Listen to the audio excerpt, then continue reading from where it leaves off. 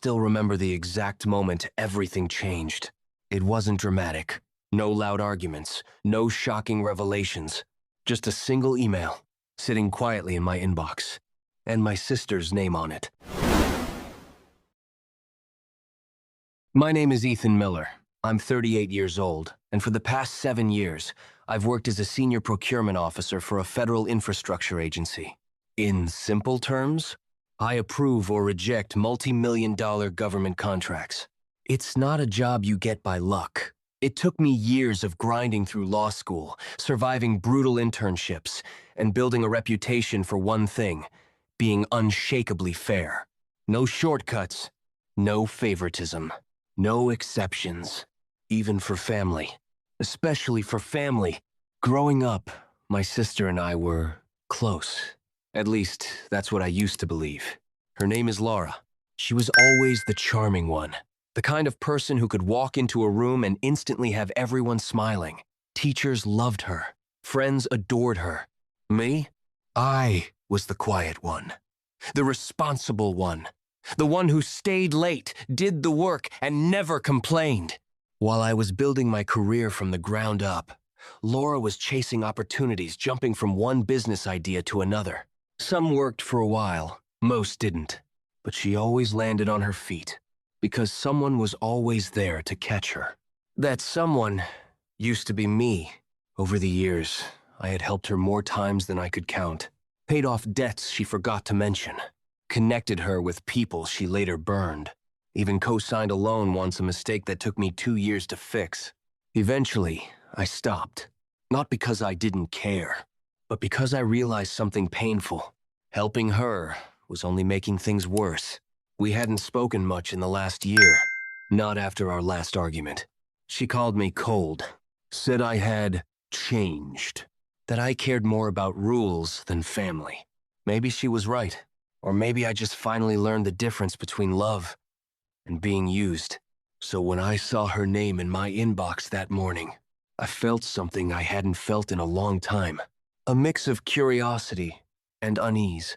The subject line read, "Proposal Submission, LM Development Group." I frowned. LM. Development?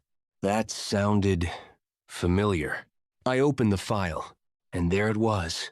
Laura Miller, CEO. I leaned back in my chair, staring at the screen. "No way," I whispered.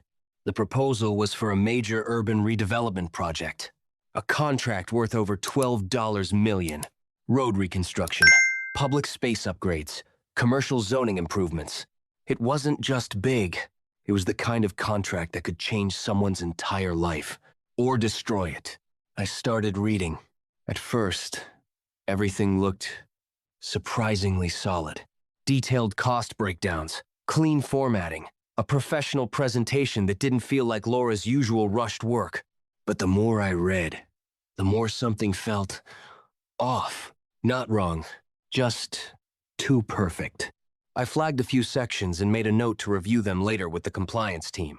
Standard procedure, nothing personal. But deep down, I already knew one thing. If this proposal had come from anyone else, I'd treat it exactly the same, which meant Laura had a problem. Because I don't approve things based on last names. I was about to close the file when my phone buzzed. Unknown number.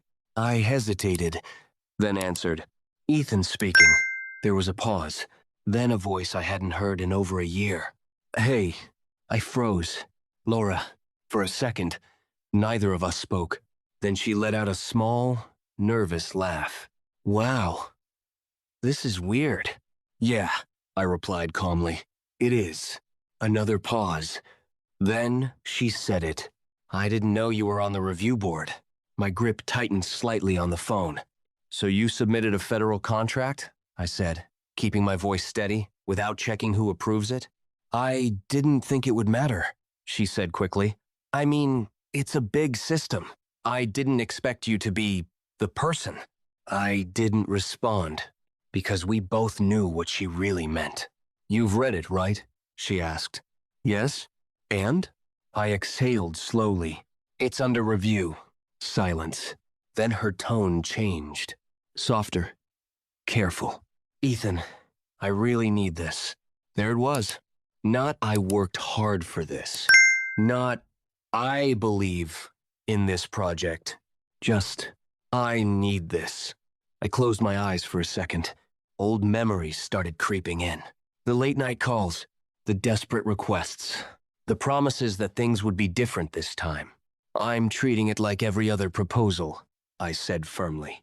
Come on, she replied quickly. Don't do that. Do what? Act like I'm a stranger. I opened my eyes. You said that yourself last year, I reminded her quietly.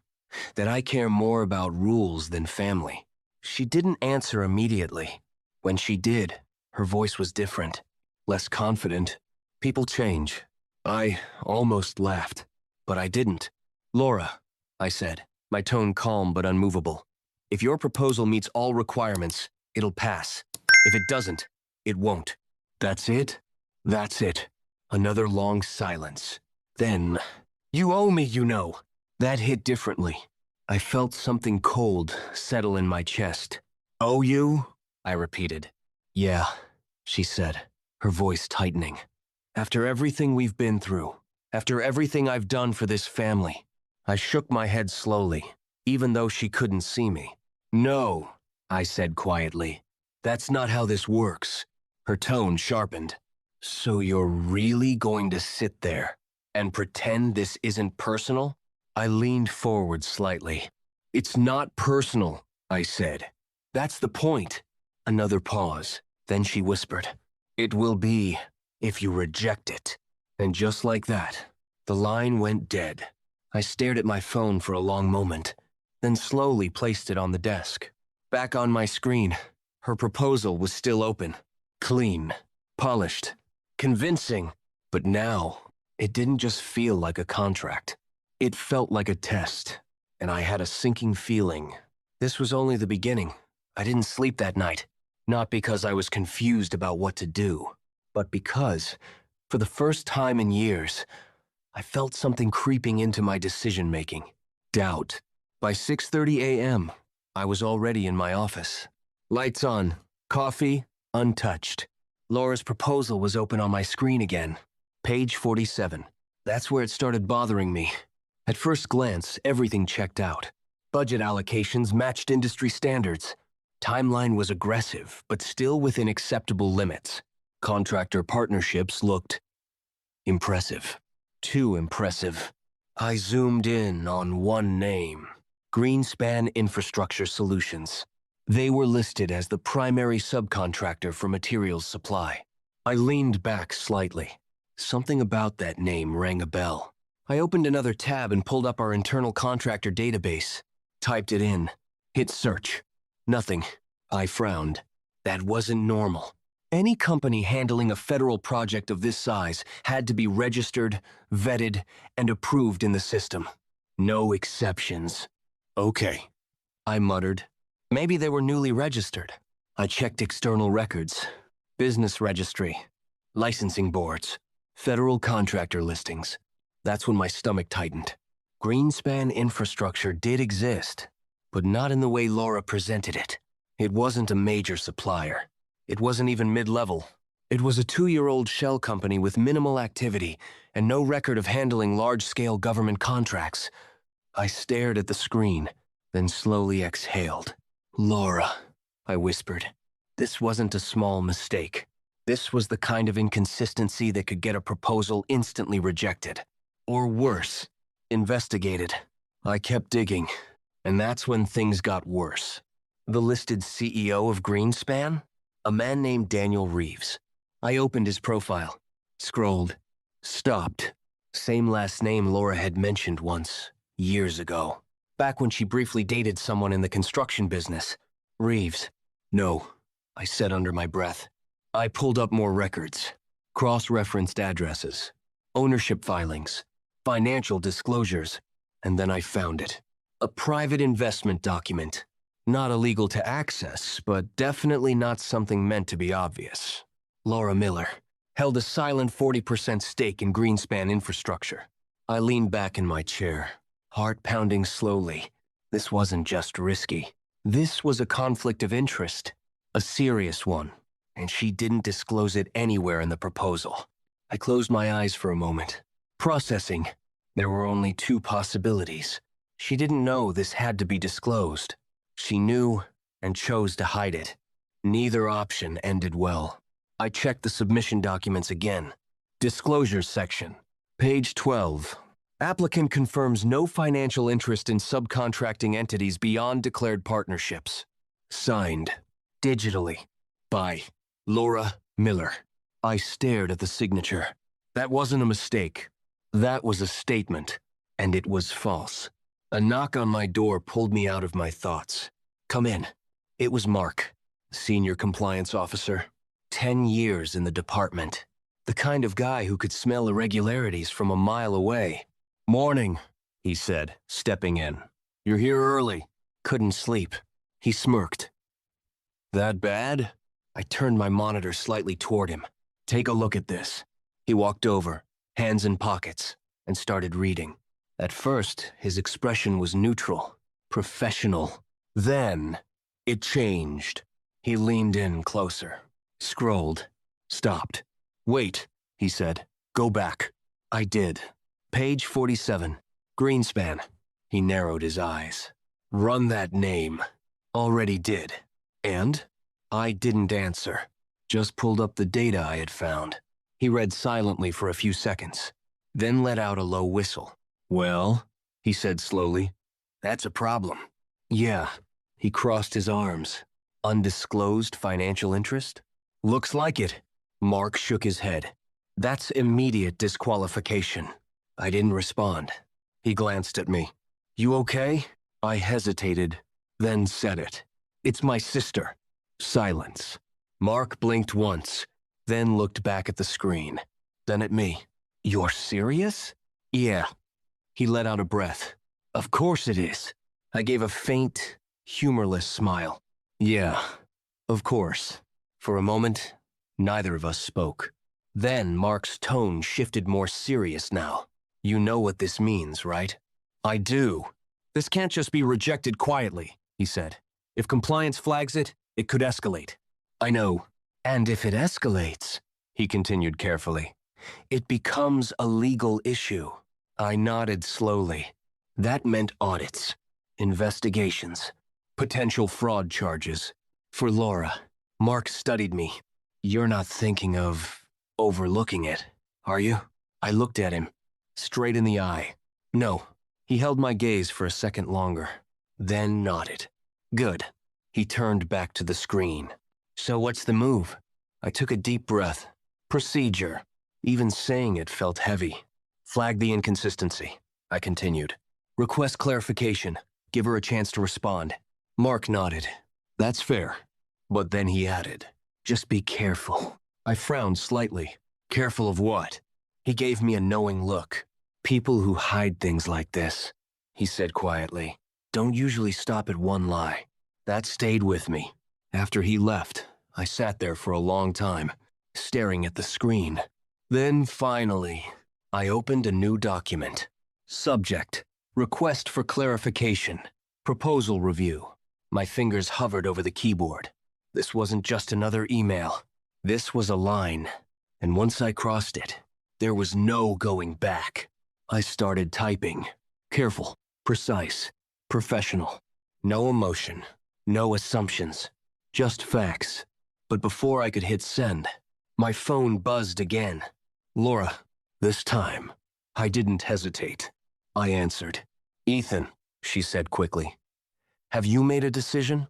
I stared at the email draft on my screen, then said calmly, "Not yet." A pause. Then, "Good," she replied, relief slipping into her voice.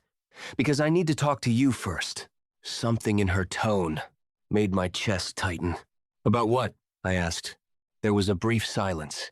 Then she said, "About something I didn't include in the proposal." My grip on the phone slowly tightened, and in that moment, I realized something chilling. She knew, and whatever she was about to say next was going to make this a lot worse. I didn't say anything for a few seconds, not because I didn't have questions, but because I already knew the answers. "Go ahead," I finally said, my voice calm. controlled. Laura took a slow breath on the other end. You probably noticed something, off in the proposal. I leaned back in my chair, eyes fixed on the screen. Page 47 still open. Greenspan infrastructure. I noticed, I replied.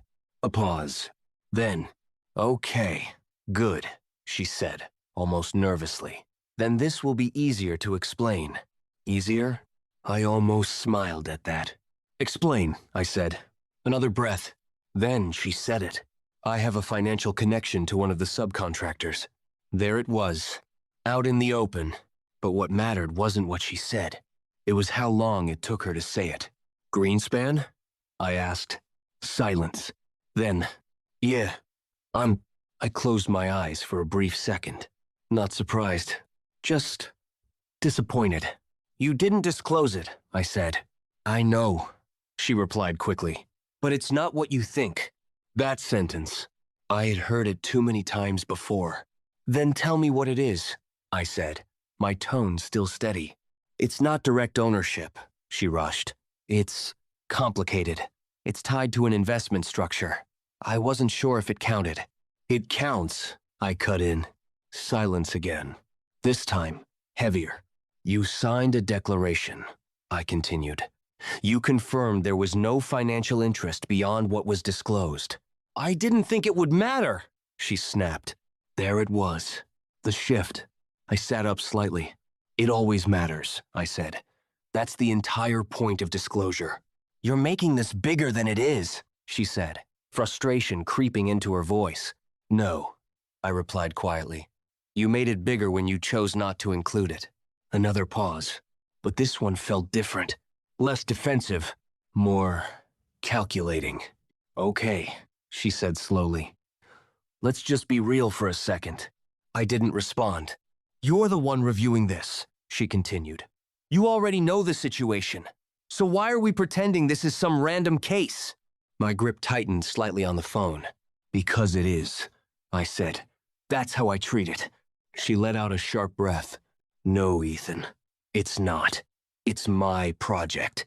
My company. My future. And my job? I replied calmly. Silence. Then her voice softened again. Please, she said quietly. Just listen to me for a second. I didn't answer, but I didn't hang up either. She took that as permission. I didn't include it because I knew how it would look, she admitted. They would question everything, delay the process, maybe even reject it outright. They still might, I said. I know, she whispered. But that's why I'm telling you now. I frowned slightly. Before it becomes official, she continued. Before it turns into a compliance issue. I leaned forward. Now we were getting to it. You're asking me not to report it, I said. No, she replied quickly. I'm asking you to handle it differently. I didn't say anything. Just send it back for revision, she explained. Let me update the disclosure. Fix it quietly. Quietly. That word echoed in my mind. You want me to bypass procedure, I said. I want you to give me a chance. She shot back. I shook my head slowly, even though she couldn't see me. You already had a chance, I said, when you submitted it. Her tone hardened again. You don't understand how hard I worked on this. I felt something shift inside me. Then why risk it? I asked. That question hung in the air. For a moment, she didn't answer.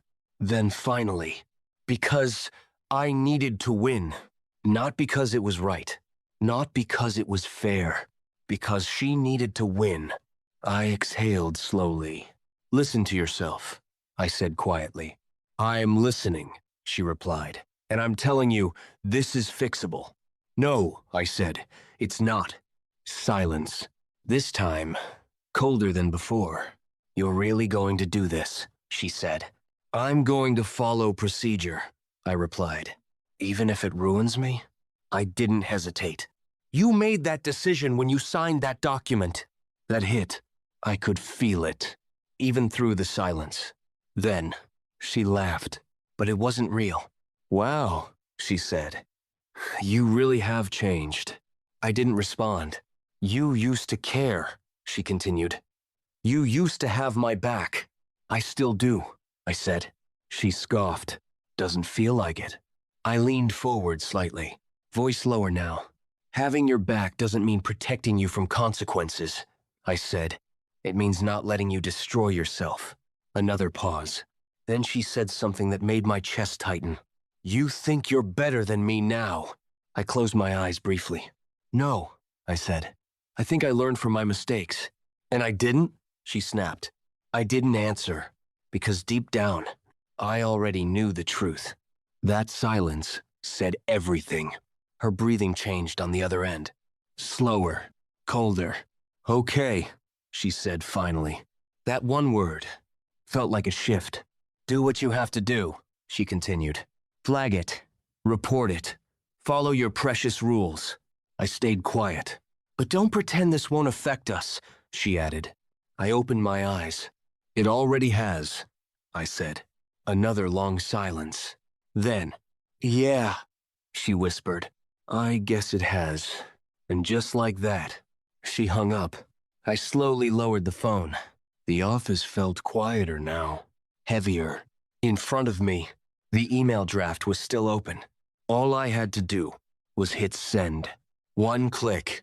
That's all it would take to turn this into an official case. To trigger compliance review. To put Laura's entire future under scrutiny. My finger hovered over the mouse. For a brief moment, a very brief moment, I hesitated. Not because I didn't know what was right, but because I knew exactly what it would cost. Then I remembered something Mark said. People who hide things like this don't usually stop at one lie. I looked back at the screen, at her signature, at the lie, and in that moment, everything became clear. I clicked. Send. The email disappeared from my outbox. And just like that, it was no longer personal. It was official. But deep down, I had a feeling. This wasn't over. Not even close. The response didn't take long. Less than 24 hours. That's how these things usually go. Once compliance gets involved, everything moves fast. Too fast for emotions. Too fast for second chances. I was reviewing another file when the notification popped up. Subject, Compliance Escalation, LM, Development Group. I stopped, just for a second, then clicked. The message was brief. Professional, cold.